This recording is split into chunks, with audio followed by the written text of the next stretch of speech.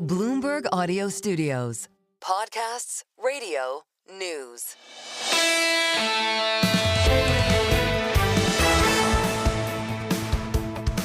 Single best idea, and the single best idea is on a 24/7 basis. Don't pick up your cell phone and look at the news. It is extraordinary, the news flow right now. It seems like it is 24 hours a day. I stare at my cell phone and I really don't want to pick it up and look at the 12 newspapers I read every day. But there we are, and it was a fascinating Monday. We had a great set of conversations, the 9 o'clock hour, particularly strong on the equity markets, the challenges that we see with the VIX out again, 24.25, all this talk about a so-called Liberation Day to a actual jobs report on Friday. We'll go beneath the headline data there, as we always do. I want to talk about someone who doesn't get enough shout-out within the New York Combine. Kriti Gupta showed up from SMU, that's a Texas university with a Texas accent, lit it up in New York, and she was so valuable, they said, do you want to go to London? That's tough, think about it. For at least 12 seconds, she thought about it. She's holding court in London, driving London TV, I should say, each and every morning with Anna Edwards and company, but also on the horn to Nathan Hager and myself, giving us perspective. Here this morning from Queen Victoria Street, Kriti Gupta on Brussels.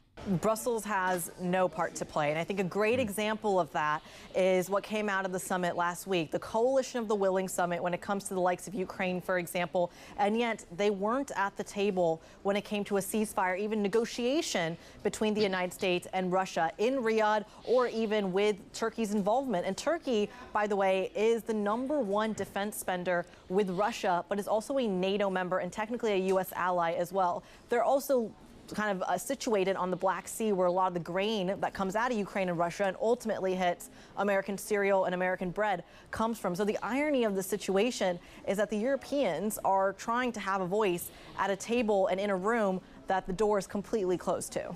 Kriti Gupta working the late shift in London for Bloomberg News. I've been very fortunate to hang out with all sorts of fancy people.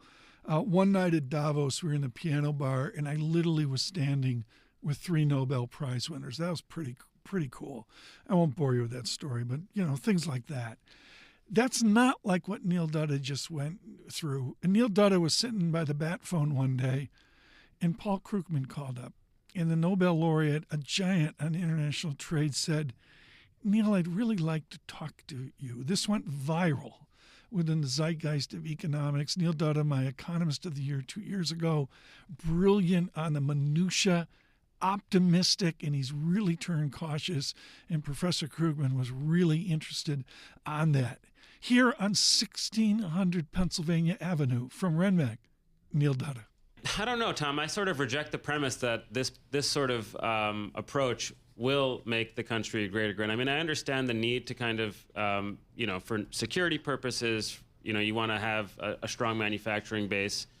I think going after China makes a lot of sense. But, just think about it at the most basic level. I mean, if every state was operating as its own country with their own trade policies, do you think that that more prosperity would result that way?